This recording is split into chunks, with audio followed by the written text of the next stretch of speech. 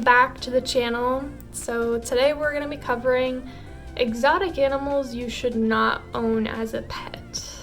So my name is Aquari Doyle. My purpose here on YouTube is to provide educational animal related videos so that way me and my team can open up our very own animal rescue center here in the near future. So if you're interested in that animal loving journey, be sure to subscribe and turn on notifications. That way you're notified by every single video that we post, which is usually every single day. Be sure to look at the description down below for all the research that I did for this video in specific, as well as the Humane Society events page, which are only virtual right now, which is down below in the description, as well as the links for the donation pages for animal related organizations. Yeah, so let's get into the video. So I'm gonna only cover about 5 to 6 animals in this video, and I'm basically gonna be describing why you shouldn't have an exotic pet in your home. Pretty self-explanatory, but I just want people to be aware. One animal is a primate or a monkey. So I'm going to explain this experience with a celebrity. And this website actually did mention his name, so I'm gonna mention his name too. So Justin Bieber actually owned a monkey early on in his life, and he was trying to cross the monkey over onto a plane, and the airport didn't let him, so he just left the monkey and didn't care. Since then, the monkey has been put into a zoo under protection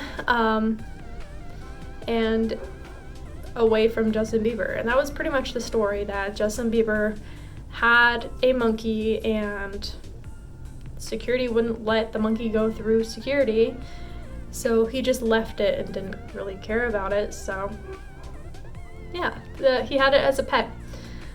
And then the website included the fact that monkeys shouldn't be living with you in a home because they deserve to be living with their own kind, because they're an intelligent species. They should be living with their own kind to develop their own sense of their own kind, if that makes any sense.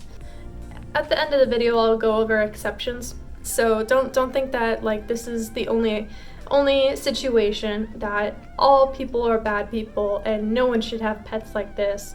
There are always exceptions. So the next animal we're going to talk about is big cats. So we're talking about lions, tigers, and like jaguars and stuff like that. Big cats are obviously really dangerous because they're not domesticated animals, and of course they can be tamed, but tamed means that they're more dangerous and they can lead to more dangerous situations. Next we're going to be covering Arctic fox, or just foxes in general, because it's a fox. Again, they're not domesticated and they can be tamed, but tamed means that they're dangerous. And then we have bears, wolves, and coyotes, and that goes the same for those as well. So I guess the meaning of this is, just because they are born into your household and you think that it's going to be able to change it, there is still a mindset within that animal that they're not born to be domesticated into a household as if it's like a dog or a cat, like the housebound domesticated dogs and cats. But of course, since we're ending this video on this, there are exceptions. We have people that are certified to take care of these animals, and they know exactly what they're doing, and they're good pet owners. Yes, of course, that's not going to be a terrible thing. However, if the animal is able to be within the wild without any problems, then yes, it's a good idea to keep them in the wild and not just capture them just because you want them. Unfortunately, there are people out there that actually own the animal since they were a baby, and they can't really give them to the wild because they are so used to being housebound. They can't fend for themselves because all they have known is being fed by you. So it's like releasing a dog into the wild because you don't want it anymore. And they can't really fend them on their own because they're so used to you giving them everything that they need to survive. So a big trend within this video is that exotic animals are basically animals, wild animals, that are trying to be tamed enough to be domesticated, but they aren't. Their ancestors weren't meant to be domesticated animals or house pets. They're exotic animals for a reason. They're meant to be wild animals.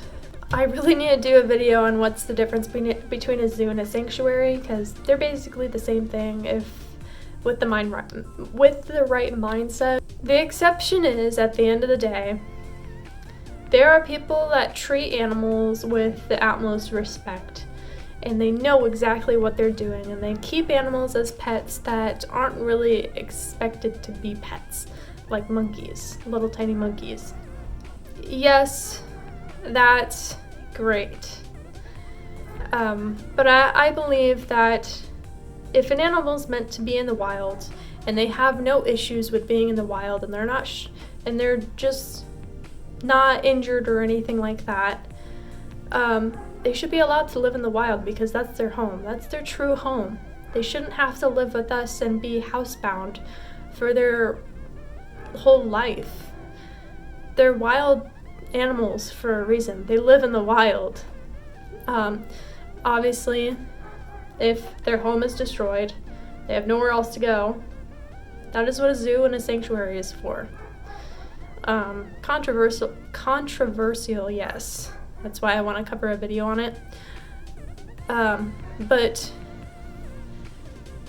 they're not meant to be in the house with you as pets. They're supposed to be held in a sanctuary if they have nowhere else to go. And a sanctuary helps take care of the animal until they are ready to go out in the wild again. And if they can't, they take care of that animal until the animal has passed.